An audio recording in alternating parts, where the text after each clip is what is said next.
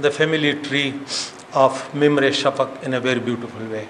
He has started from the grandfather, Maulana Abdul Jamil, and then Maulana Inayatullah, and then many others like all scholars, Abir Afghani and Zahurul Haq, as he mentioned, and Khugyani Sahib, many more, Aminul Haq, so many.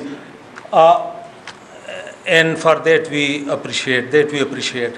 One thing he did not mention, that Maulana Abdul Jamil was also a dean of the Islamic College Peshawar in the British times. Remember, at the British Raj, it was physically impossible.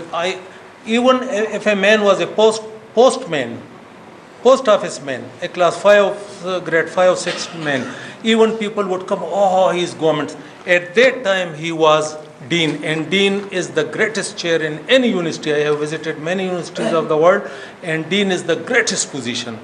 And that was also in the highest institution of learning, Islamic College Peshawar.